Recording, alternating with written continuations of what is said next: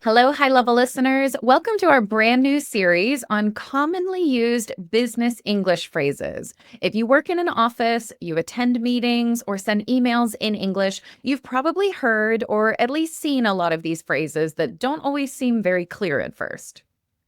Yes, that's right. We're Kat and Mark from High Level Listening, and we are real teachers bringing you side-by-side American and British English lessons, classes, and vocabulary here on YouTube.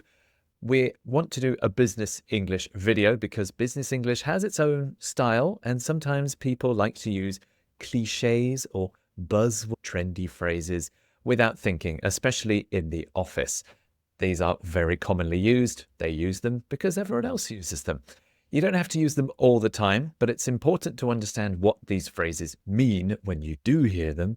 And of course, you can sprinkle them in if you'd like to try them out yourself.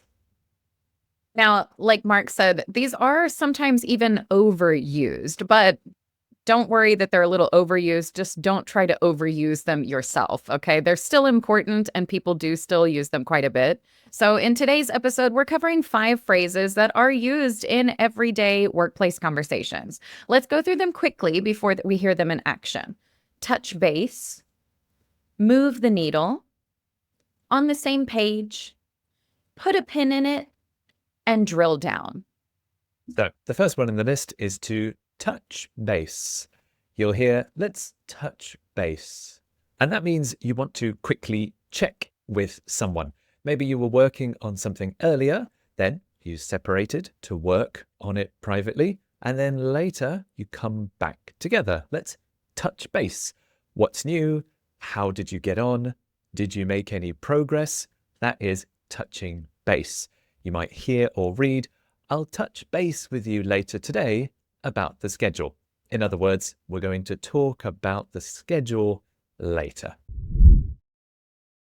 Our next phrase is to move the needle.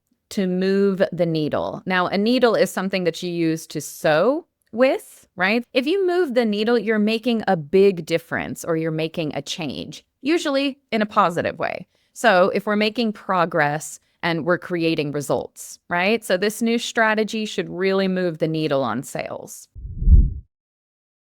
The next phrase we have is on the same page.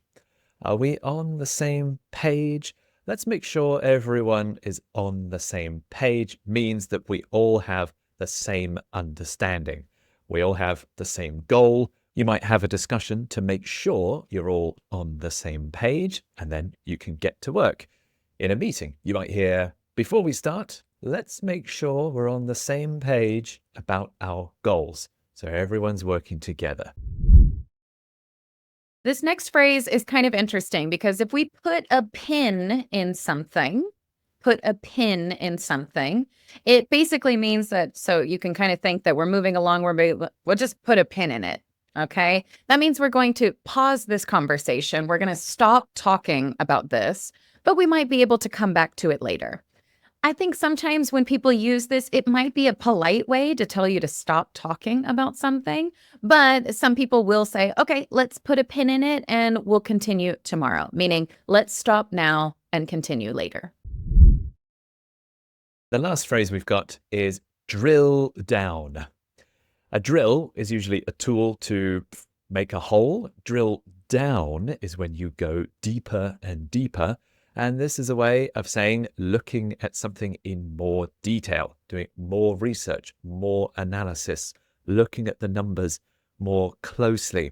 If you need to look at your sales, for example, and understand why they are going down, you need to drill down into the data. You need to look at all the little numbers and try to find patterns or trends that are affecting your sales. So you might hear in a meeting, let's drill down into the data to find the problem. Okay, so those are the 5 business phrases. Now we're going to put them in a workplace conversation where we use all 5. Mark, before we start the meeting, I just wanted to touch base with you about the sales report. Did you get a chance to look at it?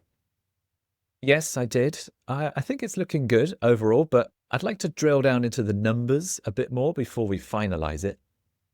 That makes sense. I also spoke with the marketing team, and they think this new strategy could really move the needle on our sales. That's great. Yeah, let's check back in next week to make sure we're on the same page before we present it to the leadership team on Wednesday. Agreed. And if we don't have time to finish everything after this meeting, we can put a pin in it and come back to it Monday. Sounds good. Let's head into the meeting. All right, so let's review those meanings once more quite quickly and then get you some more example sentences so you feel more confident using it in action. So to touch base with someone is to check in with them or to contact them again about something. I'll touch base with you later this week about the project. One more example. Can you touch base with the client and see if they have any updates? Second phrase was move the needle. This is to make progress or make an impact, usually a positive one. For example, we need a stronger marketing strategy to really move the needle on our sales. Hiring more customer support staff has really moved the needle on customer satisfaction. Now, if two people or a group, if we're all on the same page, that means we all have the same information. We all understand things in the same way. So before we send this proposal, let's make sure we're on the same page about the pricing.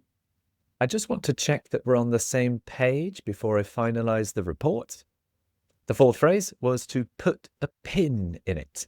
This is to pause a discussion because we're going to come back to it later. As Kat said, this is also a polite way to suggest, stop. Let's put a pin in that for later. One more example. We're running out of time, so let's put a pin in it and continue tomorrow.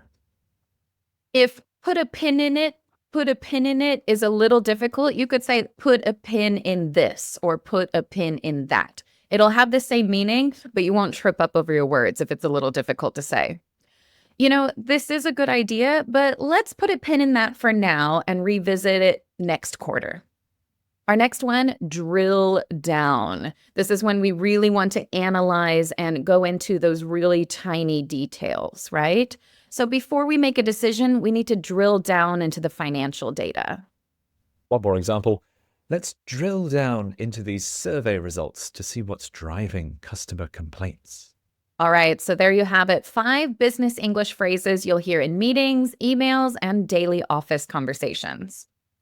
Yeah, see if you can use these in your own workplace. Remember, you don't have to use these every day or all the time. In fact, sometimes people hear them and they roll their eyes because they're a bit cliche or overused, but they definitely still exist. And they're cliches because they are useful. They have a time and a place. So in the right situation, these are the right phrases to use. Don't be embarrassed. So, want more business English phrases? Stay tuned for the next episode in this series so you can learn to use these phrases perfectly the very first time.